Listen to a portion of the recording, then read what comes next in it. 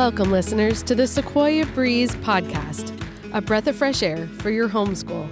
I am your host, Rebecca Lasavio. Thank you for choosing to spend your time with us today. I'm so excited that you are joining us for this episode. Please subscribe and rate this podcast wherever you listen to the Sequoia Breeze. I would appreciate it if you would share it with somebody that you know that you think would enjoy listening as well. Welcome, listeners. I am so excited to have you join us today as we talk to Andrew Pudewa, who is the founder and creator of Institute for Excellence in Writing, also known as IEW. Many of you will probably have heard of this curriculum. It is something that is commonly used amongst homeschoolers and is a vendor for our schools.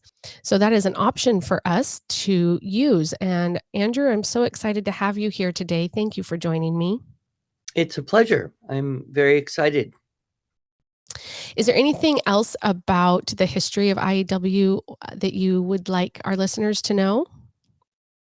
Well, I started it kind of as a part-time gig back in 1995 in a desperate effort to try and make a little bit of extra money so that I could afford to still be a violin teacher.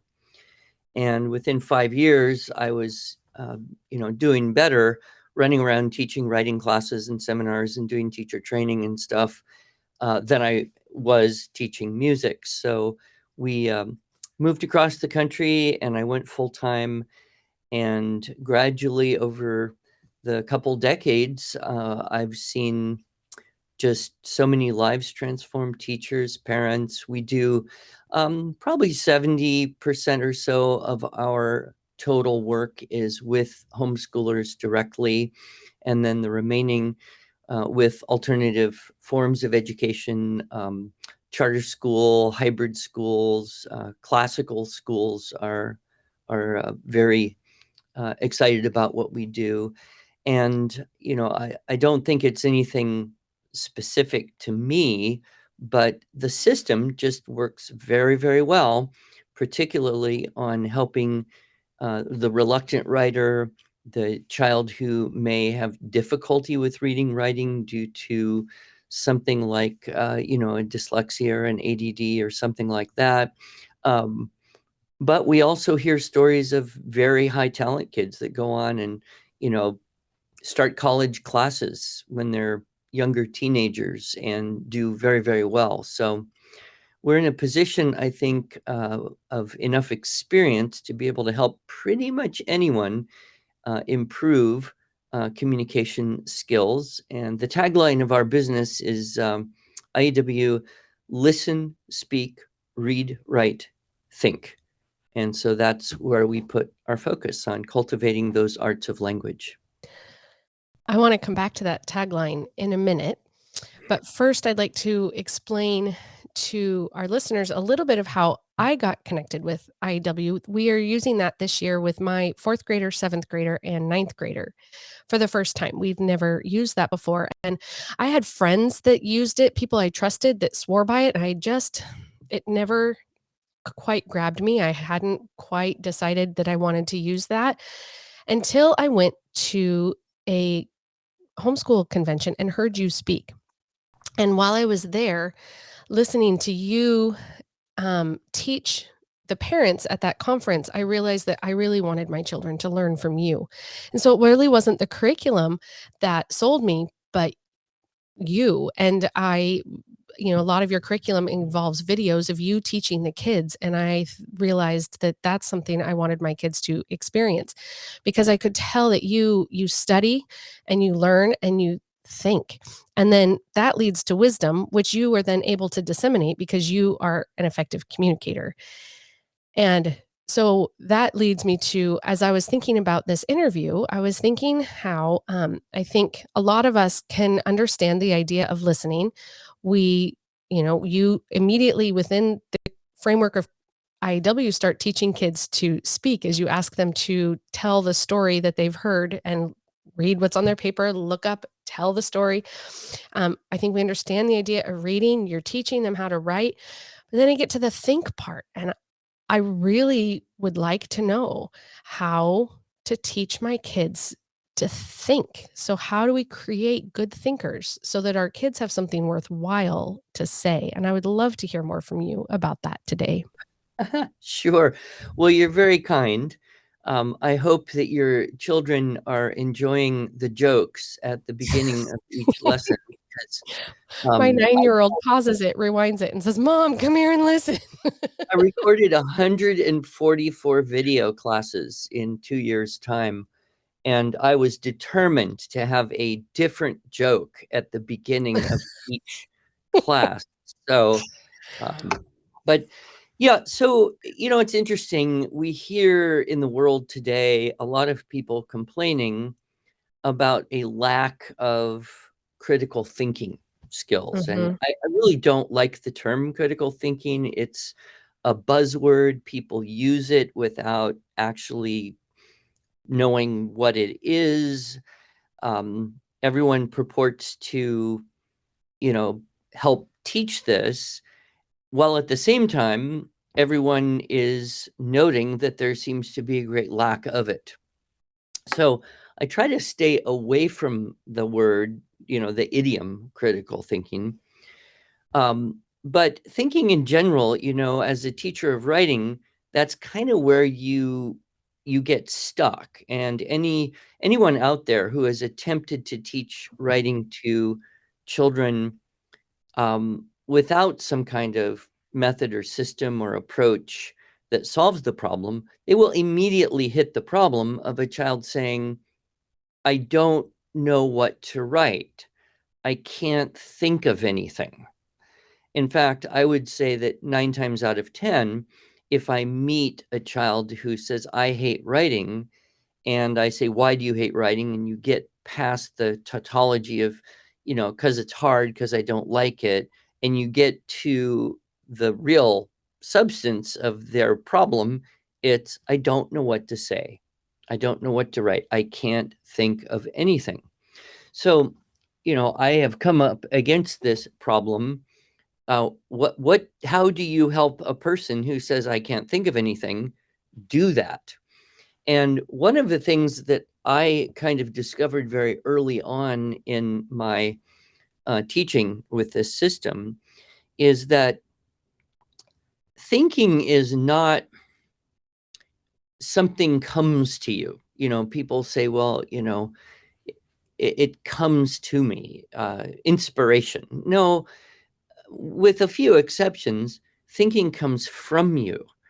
And it's the combination and permutation of previously existing information as it applies to a topic or a subject or an issue or a circumstance at hand. So the bottom line is that the more stuff you know, the more you will be able to think about stuff. And you can't get something out of a mind that isn't in there to begin with. I wrote that So, down actually because you said that in the little video that introduces IW on your website, and I thought, well, it's true. You can't create something out of yeah, a you brain that can't. doesn't have Yeah, something to work with in the first place. yeah. I kind of joke and say, only God creates something from nothing. The rest of us are kind of stuck with what we've got. We need ingredients, whether it's for cooking or playing Legos or putting ideas on paper. Another thing that I try to dispel is that writing is somehow importantly connected with self-expression. I get a lot of moms, they'll come up to me at a conference and say, oh, I just want my son to be able to express himself. And I think this is an entirely wrong way to think about it. Writing is not about expressing a self, it's about expressing ideas. And if you live long enough and get lucky, you may express some particularly unique ideas that are your own. I'm not sure that I have ever had a completely original idea in my whole life, and I'm 62 years old. Everything I've ever thought has come from somewhere. So when we look at this, we think, okay, the first task is the furnishing of the mind. That is a prerequisite for getting something out of the mind. And this, I think, is one area where we see that kind of the modern progressive approach to education is failing kids. They've put an emphasis on writing as a creative activity, but they haven't spent, the effort to furnish the mind with ideas, with history, with science, with literature, with perspectives, with simple vocabulary. You know what's interesting is you can't actually think a thought. I mean, you might be able to think it, but you can't express a thought that you don't have the words to think it in. You and I have both lived in a different country and learned a different language. So we have a very acute understanding of how words allow for the expression, communication, recording, and retention of thoughts. And some languages just have words that don't fully translate into other languages. It's so true. I mean, in Albanian, for example, they have one word that encompasses faith, trust, and belief. Wow. And as English speakers, we don't think about the subtle differences between those 3 things. And it's really fascinating to realize that, all 3 of those words actually do have different meanings, and yet I didn't even realize quite how closely they were connected till there was only 1 word for them. So it went a little bit both directions, but it's I was interesting that you just said that, because as soon as you said that if you don't have the words for a thought, you can't think it, I immediately thought about all of the different ways I've discovered that one language or another has ways of thinking things that you can't always express or yeah. Yeah. And Japanese has 4 words that are very different in meaning, but they would all translate into English as love. Mhm. And you don't want to misappropriate those No. words in that language. But so a lot of what I believe is that if you want people to down the line be good speakers, writers, and thinkers, you want to work on building their database of language through 2 basic means. One, hearing a regular, continuous source of high quality language, generally from literature sources. Daily interactions, we're all very busy. We speak simply, we speak efficiently. Um, we don't necessarily always use even correct grammar, let alone eloquent grammar. So, to make up for that deficit in just the busyness of daily life, I am pushing very hard for parents, beginning at an early age, to make a huge effort to read aloud to their children as much as possible and continue that for, a decade or more, well past the time that kids can read on their own. Keep reading aloud to them. And what this will do is it will build in vocabulary and enhance comprehension of vocabulary through context. It will build in patterns of grammar that are beyond simple daily use and more literary and artistic. It will expose a child to the schemes and tropes of great literature, rhetoric, the literary devices that make language appealing and beautiful and enriching to us, and even to many of the seminal ideas. And then as children are able to read more on their own, they get that additional source of literature. But it's always good to keep reading aloud to children at a level above their own decoding skills, so that you're pulling up their basic experience of language and therefore their basic comprehension ability. And I think this is one area where, unfortunately, kids who go to school every day, their parents are very busy, sometimes working very hard. They have extracurricular activities. They need relaxation, entertainment, which usually involves screens. And the whole culture of the bedtime story or the reading to families has really died out in modern society, much to the intellectual and academic detriment of children. That's a subject that's very near and dear to my own heart, and I have actually already done a podcast specifically about reading aloud to your kids and come up with lists of books that I love and all the different subjects. And I have seen my own kids' vocabulary really grow. And we've spent time on vocabulary curriculum, even, and they don't enjoy it, if I'm honest. But I've told them, you have things to say, but if you don't have the words to say them, then what, you know, you aren't able to express your thoughts. And so it's important. I think that vocabulary training is actually a really important piece of my kids' education, because if I'm teaching them to think and if I'm giving them knowledge or providing knowledge for them, if they don't have the vocabulary to articulate the things that they're learning, the things that they're thinking, then what's the point? Yeah. Connected with that would be, exposure to, the good and great books through Mhm, history that help children learn what other people have discovered and articulated about some of the most important ideas that we face. It's not really reasonable to ask a child to think about what is justice in a particular situation if they have no experience of humanity's wrestling with that question in various times and periods of history and circumstances. They're trying to think with an empty tank, whereas if they've read good and great books, and there's that as well as other things, the value of family, the importance of charity, the understanding of integrity and how that affects everything in your whole life. I mean, these are kind of timeless themes that are interwoven.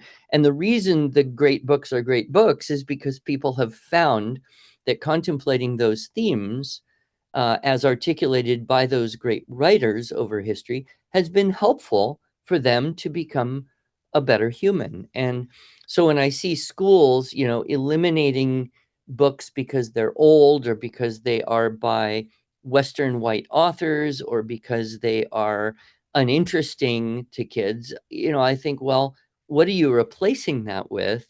Where's the foundation for thought?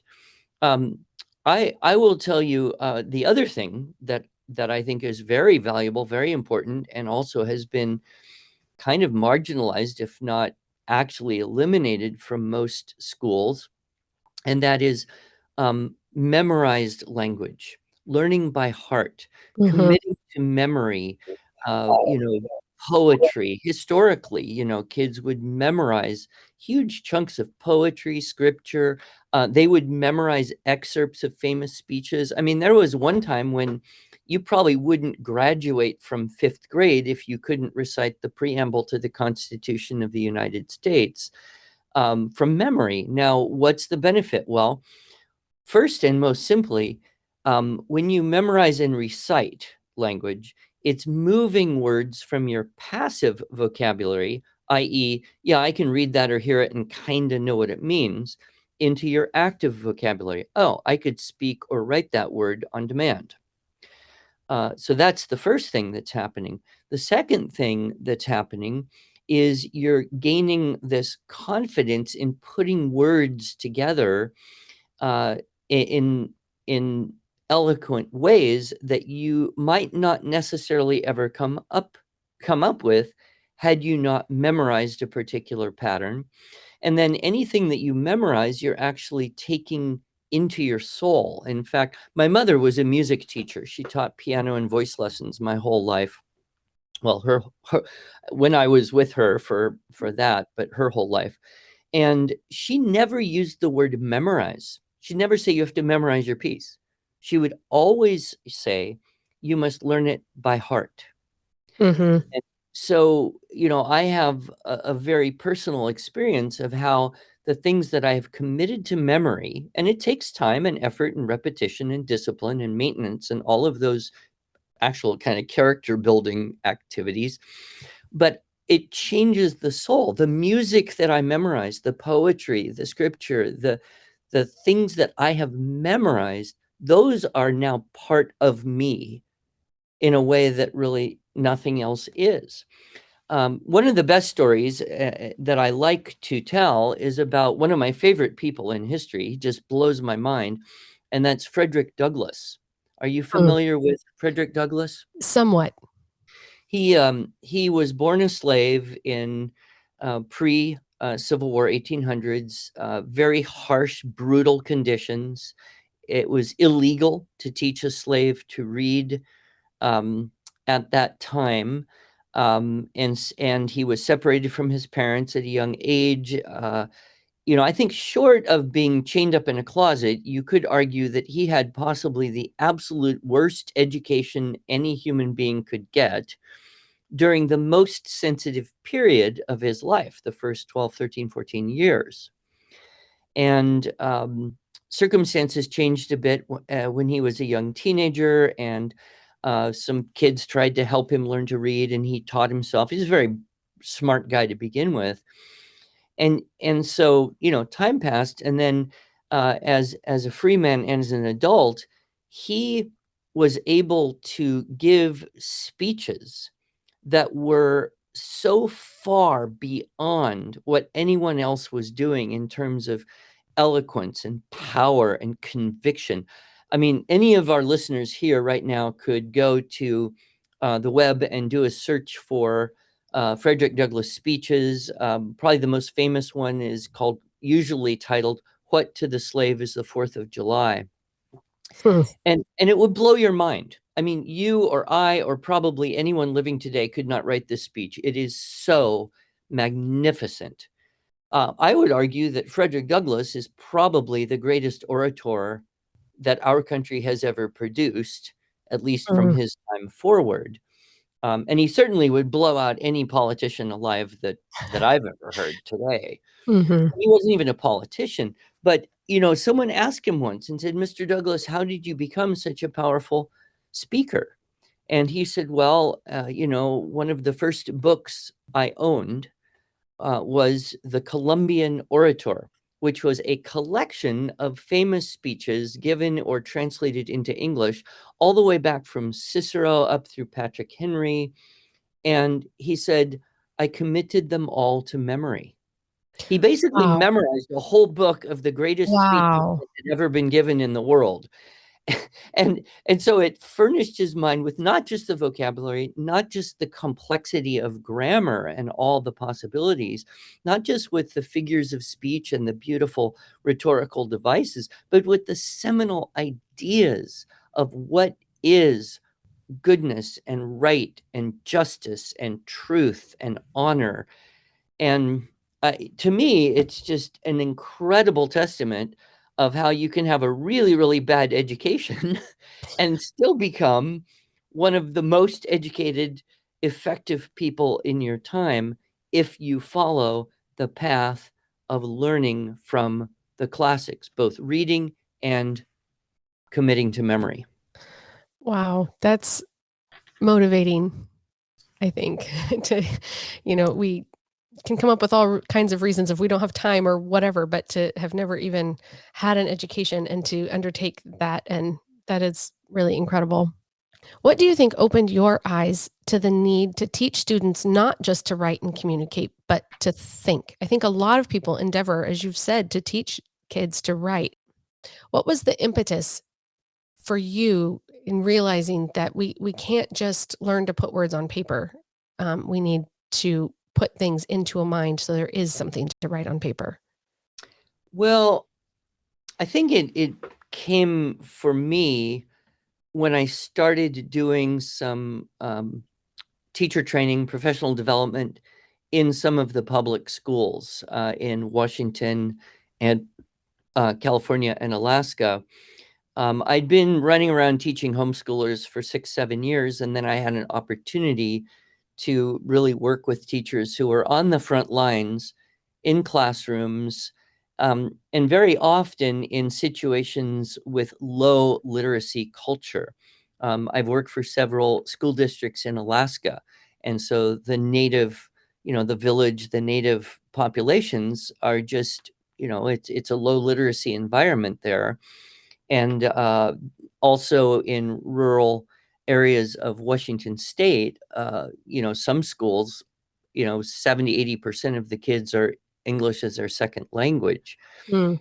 And I observed the challenge of the teachers trying to prepare these kids for their standardized writing exams, which were in effect in both Washington, California, and Alaska. Mhm. They had these kind of benchmark exams or the Washington Assessment of State Learning Standards. And the teachers were just incapable of getting the kids to be able to do well enough on these tests to make the schools and the school district and everybody happy. So I kind of got into this, okay, I've got techniques, I've got methods, I can help you teach kids how to organize thoughts. But if they don't have that, you know, database of stuff, where's it going to come from? And so that kind of got me, really thinking that maybe we need to put more attention on the input and less on the output. But I also came up against it in the homeschool world. Very, very typical. I would meet a mom who would say, I'm a little worried about my daughter, my son, whatever. He's 10, she's 12. And, her writing is just so awkward and it just doesn't kind of make sense. And I don't know how to help her make sense. Well, the first thing I would point out is that 10 and 12-year-olds are very awkward naturally. They often don't make sense When they're speaking. most of the time. They don't have a filter for what does make sense and doesn't make sense.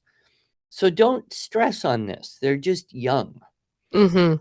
And everybody grows up, but it's like my teacher, Dr. Suzuki of the Suzuki Music School method. He said, you can't shout at a plant and say, grow, grow, grow, and make it grow. What do you have to do? You have to give it water. You have to be sure the soil is nutritious. You have to give it abundant sunlight. You can even play music or think positive thoughts, but it will grow at its own space based on the environmental factors, not on your will to make it happen. And, I believe raising and teaching children is very much like this. You can't just say to a kid, this doesn't make sense, rewrite it and be smarter. The kid's thinking, gosh, if I could have done it better, I would have done it better. So just tell me what you want me to do and I'll do it. But otherwise, get off my case. Polite homeschoolers don't talk that way to their parents usually, but they think that way. So, it's that balance between the cultivation and then the opportunity for practicing the speaking and writing parts. If you think it, listening and reading are in the input side, speaking and writing are on the output side. Now, Jordan Peterson, who I'm a big fan of Jordan Peterson, So is my husband.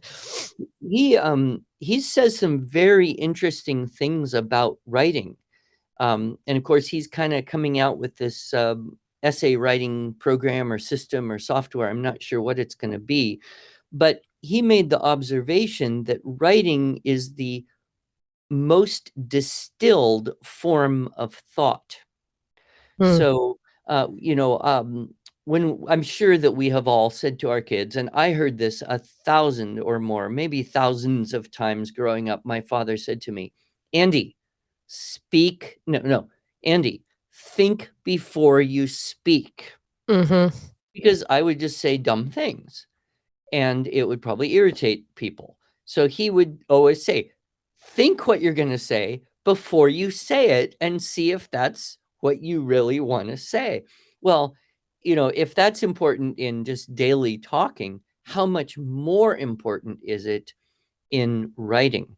And so, one of the distinctives of our excellence in writing instruction style system, as you know from seeing your kids getting into it, is that we try to separate the complexity of first you think what you're going to write, and we use outlines, keyword outlines. Then you can attend to the writing out of those ideas in a more artistic or precise way. But most people just throw paper at a kid and say, here, write about this, write about that. And the child is overwhelmed with having to think of what to say and hold it in their memory long enough not to forget what they just thought of, and then figure out how to spell the words that they want to write to say the idea that they're trying to remember that they had. And so most people's frustration with writing is it's overwhelmingly complex. So with our system, we've worked to break it into the smallest manageable parts of the process, teach those in isolation, and then work on the integration for the finished product, for the whole, and for the skill that you want to take into adulthood.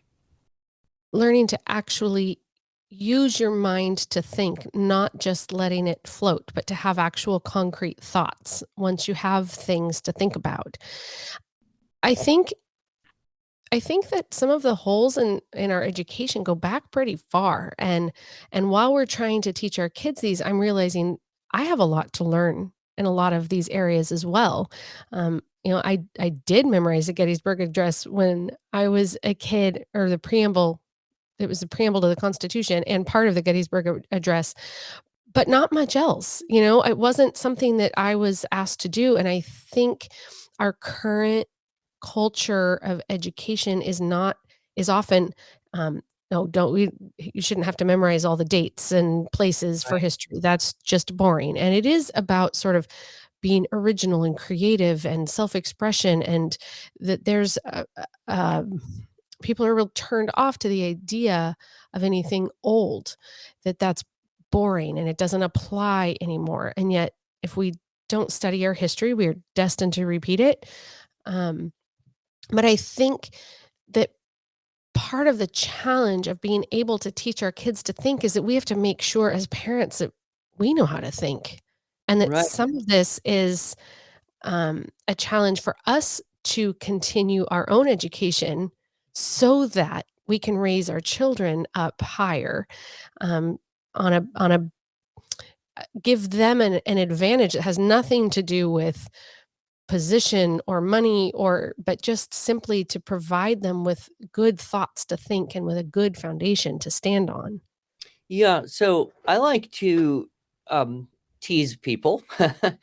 And um, so often, if I'm teaching, and this is particularly fun with a group of teenagers because they're very honest, and I will often just ask audiences, so how do you think? If someone says to you, think about this right now, how do you make that happen? And what's interesting is very few people can answer this question at all. High schoolers will generally say, I don't know. Um, the most common answer that I would get if I say to a group of teenagers, how do you think? Is, well, you use your brain. Okay. How do you use your brain? Well, I don't know. It just happens. It just happens. It just thinking just happens. You don't make it happen. Well, this is fundamentally wrong. And so then I take it to the next step and say, okay, you can't get something out of your brain that isn't in there to begin with. So if you want to be a good thinker, you need to be able to get stuff out of your brain. It has to be appropriate and connected with the circumstance, but you have to have the skill of getting stuff out of your brain. So if you want to become a good thinker, you start by imitating your mom because your mom knows how to get stuff out of your brain. So if you know something and your mom wants to know what you know, what does she do? She asks you questions. Where have you been? Who else was there? What have you been doing all this time? Why are you late? How are you going to clean this up? Right? Your mom becomes a master question asker. So I always tell kids, if you want to become a good thinker, you must become a master question asker to yourself. And I would go so far as to kind of build on what you said, that this weakness goes back many, many decades, if not almost 100 years. It's Deweyism misguided, if you will. But for a lot of us in school, and I went to, 11 years of public school because I skipped second grade. So, um, and for most of my experience in school, it went kind of like this. You go there, they give you information, they massage it around a little while, they ask you questions, you give the answers. If you give the right answer, you win the game. If you give the wrong answer, you lose the game. If you refuse to answer, then they kick you out Hmm. because, you can't be in that system if you don't play the game, which is why, by the way, you see a lot of really smart people in kind of the alternative ed. In fact, I even remember in middle school thinking, could I commit a crime bad enough to get kicked out of school, but not so bad that I'd actually be in jail? I mean, I had that daydream. Um, but if you become a person who asks too many questions yourself, you're not just an irritation, you're now dangerous to the system. So the skill of asking questions has kind of been systematically removed from the curriculum for several generations. Now, are there good teachers out there? Absolutely. In fact, almost all the public school teachers that I meet, I would say, they've got to be either saints or idiots, and most of them are saints. They're working really hard on the front lines. Why? They love kids. They want a better future for them, for those kids and for their world. But they're handicapped in a structure, a system, a curriculum, Mhm. a way of operating that is not going to do this. So I have realized that through our system of IEW's writing program, we actually do help kids learn to think better by starting with very simple questions and moving toward increasingly challenging questions. So, you've done keyword outlines with, unit 1, 2. You give the kids a fable, a little bit of information about a animal or a person or a place. They take three keywords from each sentence, put the original away, tell it back, and they write it out. That seems almost too simple to some people. In fact, I've met high school teachers who say, "Do you really do this with high school students? I mean, it seems like it's not even like real writing or anything." Well, it's a starting point. And Mhm. why is it valuable? Because they have to ask a question. It's a simple question, but they have to ask the question, what are the key words in this sentence? And make a choice based on their answer to the question they ask. We get into unit 3 with the story sequence chart. The questions are one little notch harder. Who's in the story? What are they like? Where and when and where is it happening? What are the wants or needs? What are the actions or statements that allow this character to fulfill their want or need and solve a problem or a conflict? How is it resolved? And what's the value that we get from the story? These are questions that are embedded in our very simple little tool called the story sequence chart, which, you could use with kindergarten for just a discussion aid once you read a little picture book. You can also use them with high school students to help them learn not just the structure of stories, but how to structure a story. Then we get into unit 4 and 6 where you're dealing with too many facts. So now we're not just saying what are the keywords in the sentences. Before we even get to that, we have to say, well, what are the interesting, important, or relevant facts? Now we're getting into judgment and discernment. So you've got 50 facts about something. You want to write a summary. You can't tell all 50 facts. So which 7 of those 50 are going to make the cut? That's a really important thinking skill. The great historian Hilaire Belloc said that it is the responsibility of an historian not just to convey facts, but to also help the reader understand the priority of those facts in the big picture. And we see this, right now you walk into some places and you'd say, okay, Thomas Jefferson. Well, he was a slave owner, therefore a bad person. Okay, Mhm. that's a fact, that he was a slave owner, but that is in nowhere near the list of really important things about Thomas Jefferson.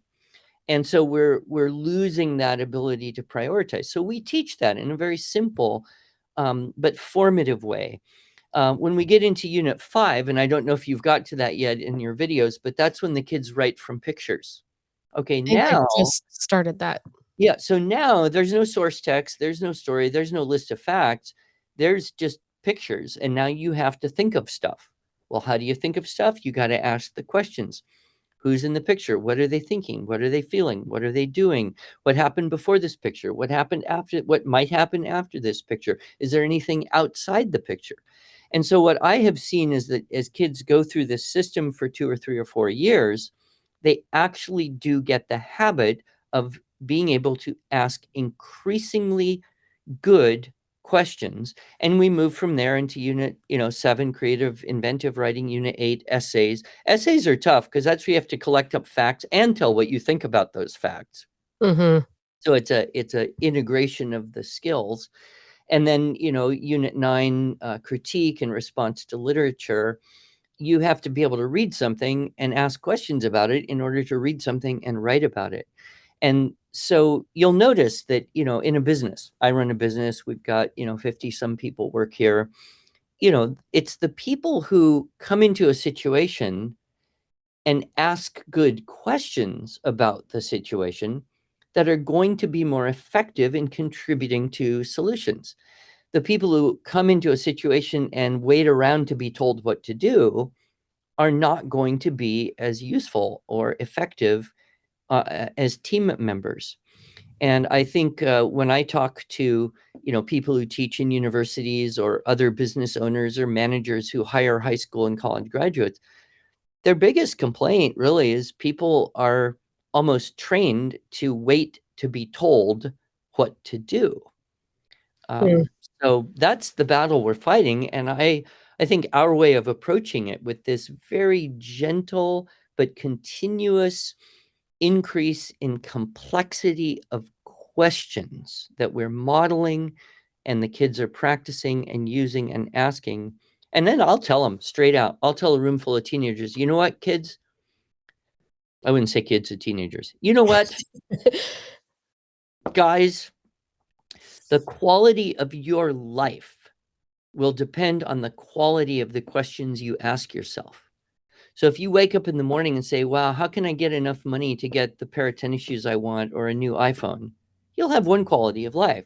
If you wake up in the morning and say, how can I today serve my family, my coworkers, my friends, God better so that I can help this world become a better place?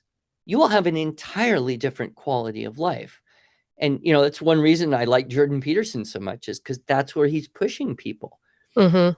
Ask the questions that make a difference and don't be satisfied with the mediocre, with the standard quo, with the just be happy being bossed around way that so many people now are operating. So that's my little diatribe. Um, I got a little long in the tooth That's there. okay. I'm 2 thoughts that I was having as you were talking is, 1, I want to encourage our listeners who some are still really new at homeschooling to be willing to have some of these, if we're honest, uncomfortable thoughts of doing things really differently. Um, you are homeschooling because school wasn't working or because you've decided that your kids are better at home learning from you. And so be willing to expand your understanding of how we can educate our children and not just accomplish quote unquote school. And this requires for us as the teachers to be willing to put in the effort to learn new ways ourselves. If we realize we aren't good at asking ourselves questions, then we need to practice that skill as well, asking our kids good questions to get more than just a fine from Yeah. them. Yeah. Um, And the other thing in that regard is I think a lot of teachers and parents, all of us, we we fail to realize that asking good questions is a skill. How do we learn a skill? Well, we learn it through imitation. right? We learn to walk and talk and play the piano and draw pictures by watching other people do all these things. And then we try it, and then helpful people will come along and say, well, if you do it this way, it'll work a little better. And so acquiring a skill is all it's a cycle of having a model, making an attempt to imitate that model, receiving feedback on that attempt, and making another attempt, and then having a model to imitate and continuing in that cycle. And asking questions, I would argue, is a skill. And so how do we learn it? Well, we want to study the people who have asked the really good and hard questions that all of humanity has faced from the beginning of recorded history until recently. And the more we can wrestle with that, that's why some of the most seminal philosophers, and theologians like Thomas Aquinas, he always would begin by asking a question, and then he would give the theology to answer the question or whatever, using logic and whatnot, which we should talk about logic a little bit before we run out of time.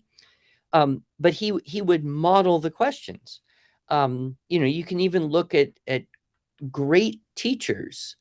Their emphasis was on modeling questions, not on here's the answers to the question I'm going to ask you later kind of approach. Mhm. And the other going back just a little bit to when you were first introducing the simple questions for kids, how to wonder what are the most important words in this story or in this sentence, and building and building and building.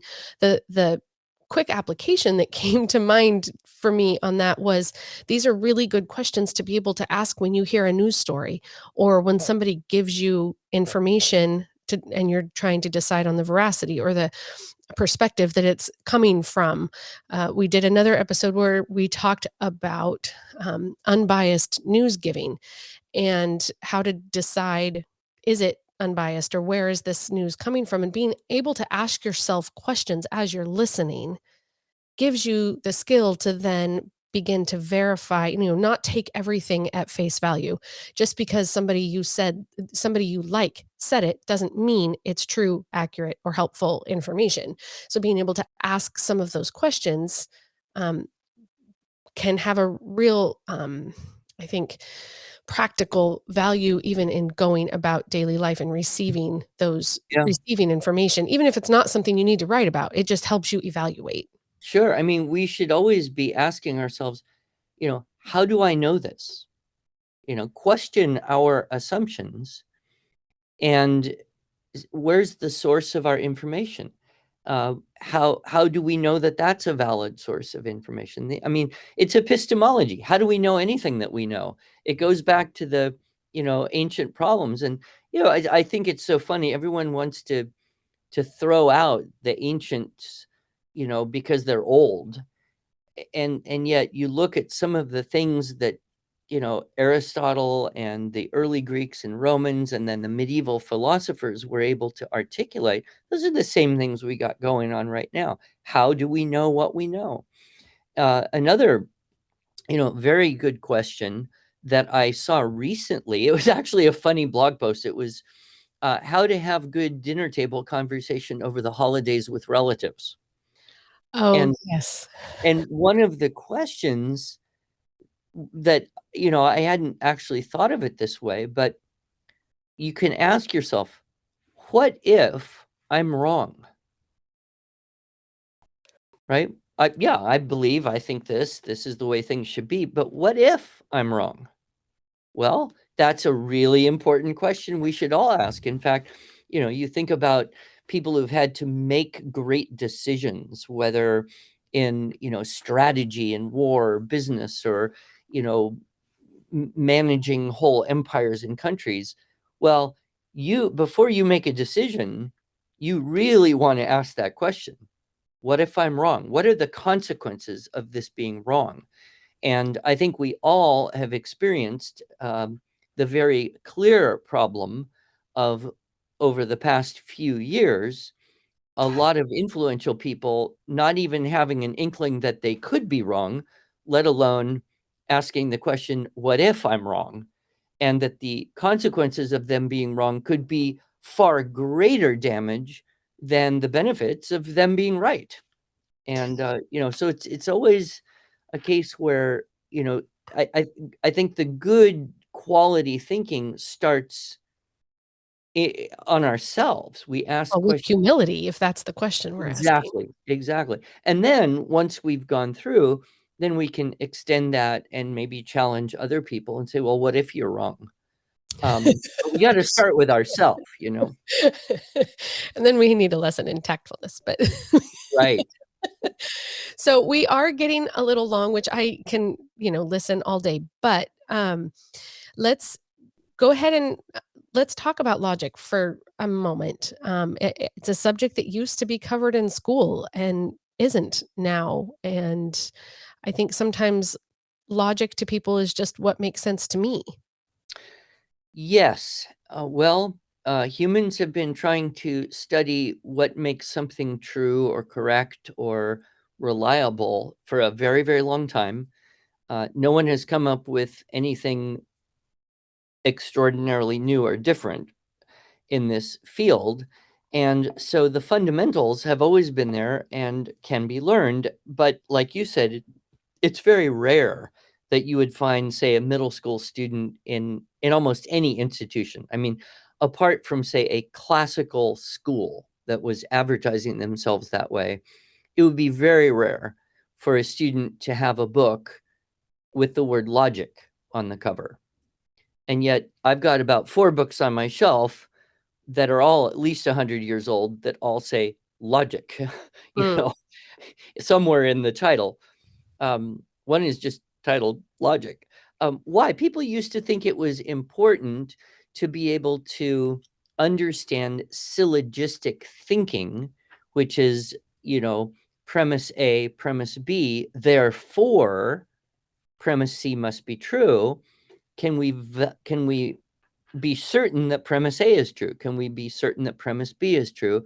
And if so, we can be certain that premise C is true. But almost all fallacies are the result of a false premise, or a use of logic that is not well founded.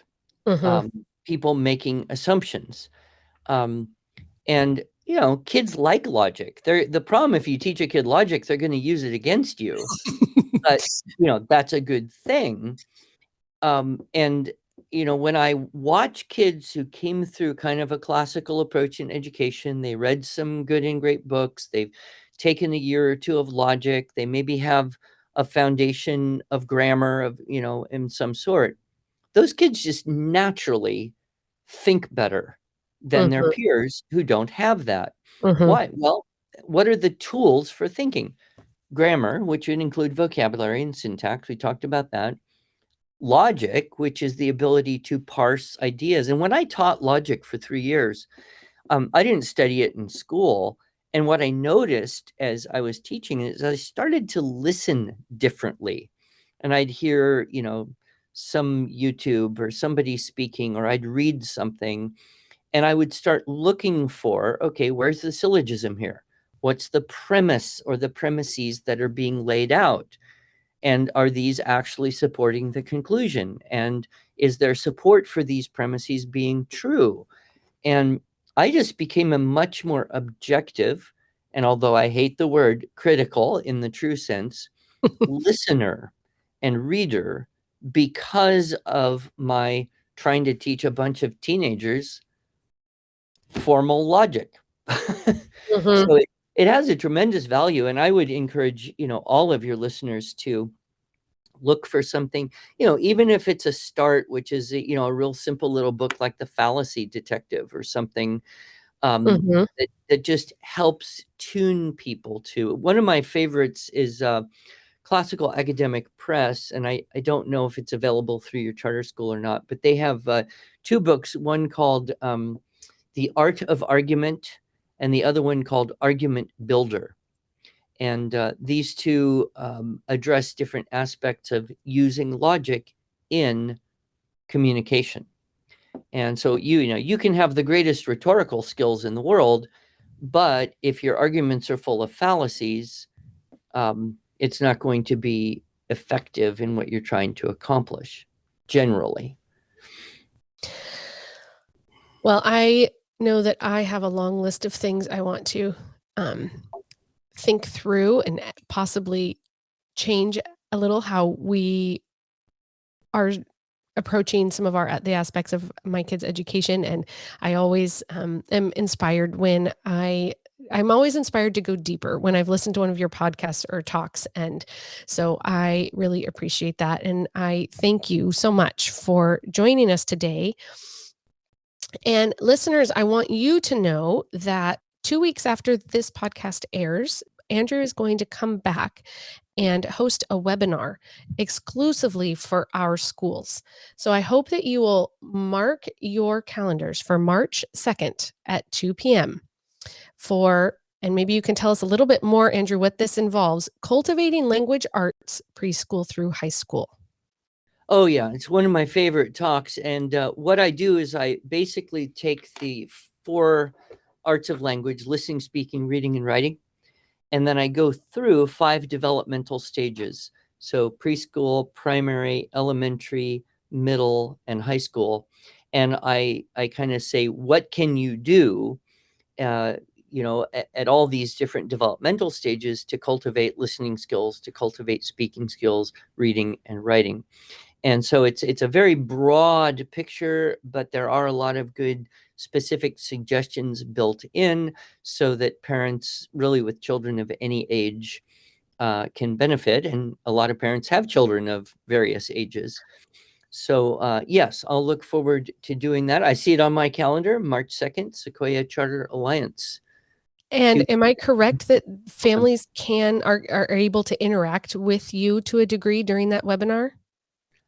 I would assume so. I guess it would depend on whose platform we're using. If we're Yours. doing it with Big Marker, yeah, there's a chat box and a Q&A box, and I'm always feeling like one of the best things about doing a live event is that there are opportunities for people to share, ask questions, make it meaningful in a more personal way.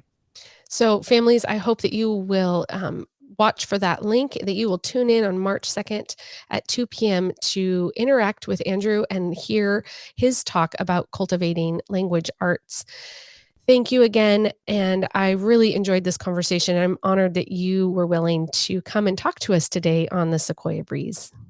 Well, I have had a great time, and if it's something you'd like to do again, I'm sure I would too. Wonderful. Thank you so much.